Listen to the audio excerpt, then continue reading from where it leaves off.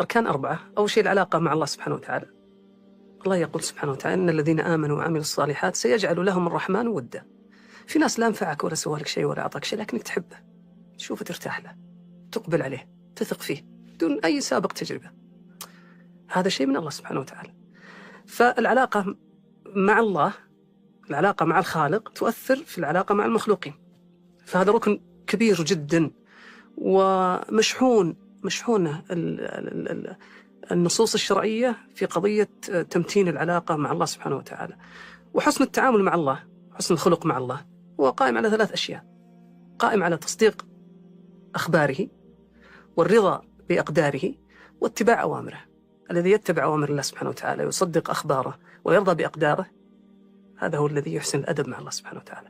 ثم الركن الثاني العلاقة مع الذات، والعلاقة مع الذات فيها مجموعة أشياء: تقدير الذاتي. طيب تسمح لي إشراق قبل ندخل الذات، ودي أعرف وش أهمية العلاقة مع الله للإنسان؟ طيب، يعني كيف تنعكس على الواحد، على الإنسان، يعني العلاقة الروحية؟ خلينا نعكسها. ماذا لو لم يوجد إله كما هي في العلاقات المعاصرة الآن؟ إذا حابين نتحدث عنها مثلا، إذا غاب الإله، غاب الرقيب، غاب الشاهد، غاب مقام الإحسان، أن تعبد الله كأنك تراه، فإن لم تكن تراه فإنه يراك.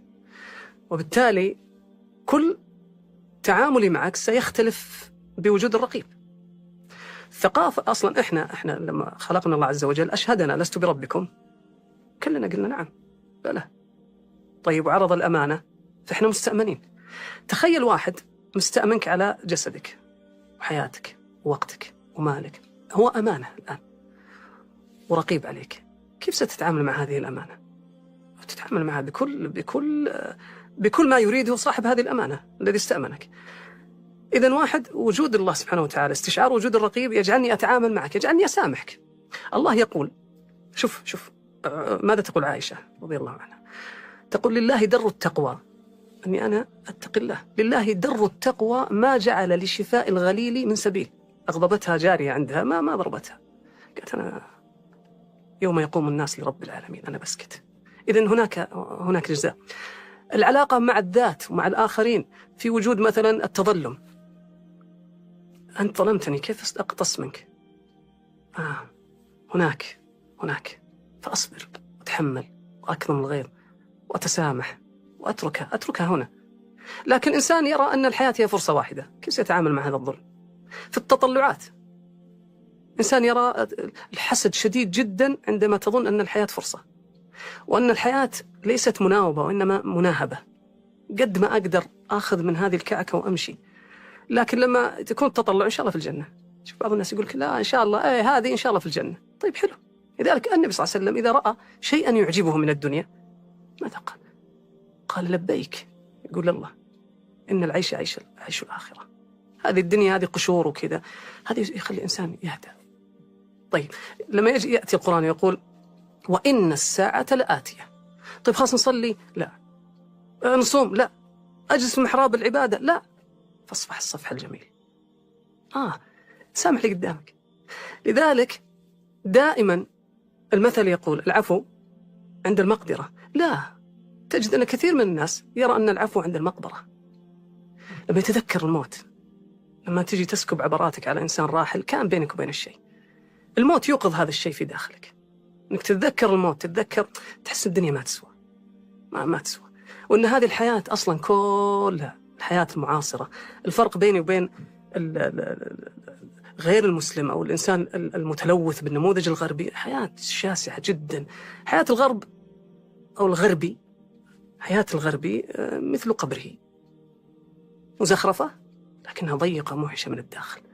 هو حياته كذا، أشياء حلوة ومتع وفلة، لكنه ضيق صدره مرة. طيب، حياة المؤمن لا، مختلفة تماما. وإن ضاقت فإنه مهما ضاقت يجد في سجادته السعة، يلقى كلش ويرتاح، وفي يوم آخر، وفي جزاء، وفي قدر، وفي حكمة، وفي خيرة، وفي بركة، وفي مفاهيم كثيرة هي تحتضنه وهو لا يحتضنها. هذه من الفروقات الكبيرة إذا استشعرنا وجود الله سبحانه وتعالى، أن التعامل مع الآخرين يتحول إلى علاقة إرضاء لله سبحانه وتعالى، وأنه لا يصغر ولا يكبر هذا التعامل عندما يقيمه الله سبحانه وتعالى. كيف؟ أشيل أنا غصن من طريق المسلمين فيدخلني الله الجنة، يرضى ويدخل. يا الله، الجنة اللي طارت من أجلها الأرقاب وغبرت الأعقاب، أدخلها عشان إيه؟ لأن هذا الإنسان له قيمة عند الله سبحانه وتعالى، له قيمة. ليش له قيمة؟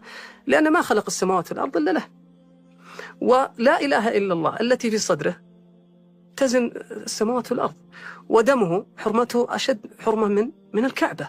هذا إنسان عظيم. فأنت لما تسوي شيء بسيط، أنت في نظرك بسيط، هو بموازين الله سبحانه وتعالى مختلف تماما. لما تدخل بهذه النظرة تختلف بنظرة أن يتعامل معك في سوق الذي يحسب تجارتي فيها هو الله سبحانه وتعالى. أنا أرضيك لأرضي علام الغيوب. طيب النموذج الغربي الزبون دائم على حق، لا، تتحول العلاقات من تعامل إلى تكتيك. كيف تكتيك؟ تكتيك يعني أسوي شيء عشان أكسب، فأنا أحاول أدخل إلى القلوب لأستخرج ما في الجيوب. هذه الفكرة. العميل دائم على حق وأنت كويس ورائع، كيف أخذ منك؟ هنا لا أعمم، أنا أتكلم عن نموذج هنا ونموذج هنا. يعني هذه أشياء إذا استحضر الإنسان معية الله عز وجل في التعامل معها، في أشياء كثيرة ستتغير. هذا فيما يتعلق. بس إذا تسمح لي يعني ودي أخذها وننزل شوي إلى الواقع اليوم. فاليوم في الواقع في تأثر يعني ذكرت الغرب أو الغربي أكثر من مرة، وهذا موجود اليوم على أرض الواقع، نقدر نعيشه ونشوف. فكل الكلام اللي أنت قلته من دافع ديني بحت، بس ماذا عنه كجانب روحي بغض النظر عن الدين فكيف أثر العلاقة الروحية، أهمية وجود علاقة؟ في اليوم مثلا لما تشوف الغرب بدأ يكثر عندهم لضعف، يعني مثلا ظهر في بريطانيا أن الناس اللي بدون دين أكثر اليوم، هم الشريحة الأكبر في بريطانيا كلها. وهنا ودي أتحقق من المعلومة، بس إنه يعني شيء زي كذا.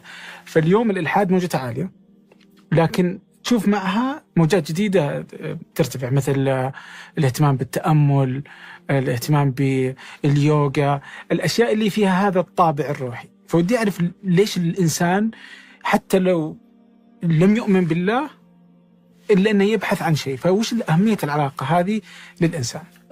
شوف، البحث عن إله، عن متجاوز، عن مطلق، عن مرجعية، هذه فطرة، والفطرة لا تنكشف إلا تحت الضغط.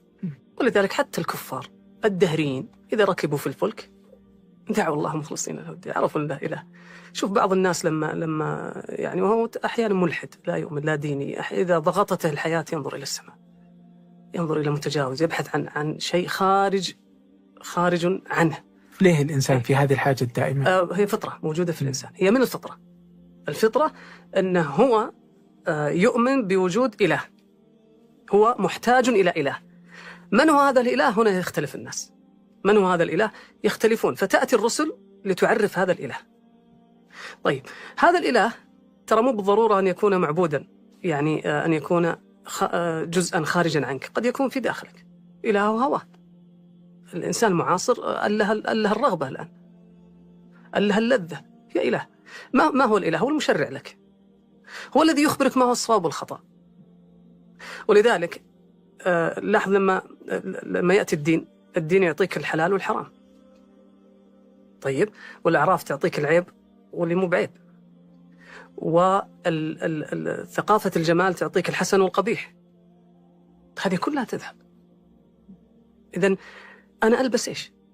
لما أجي ألبس، أنا ما ألبس أقول هذا شاري بحلال ولا بحرام، هل هذا يستر العورة ولا ما يستر العورة، لا، هذا معنى ديني. هل هذا عيب ولا مو بعيب، أنا ما هموني الناس. هل هذا قبيح ولا زين، لا، ما عاد يهم. هل هو مفيد، يستر برد مو برد، لا. لم يعد السؤال هل هو مفيد، أصبح السؤال هل هو جديد والحاضرة. فهل الإنسان في حاجة دائمة لإله؟ نعم، الإنسان في حاجة دائمة إلى إله.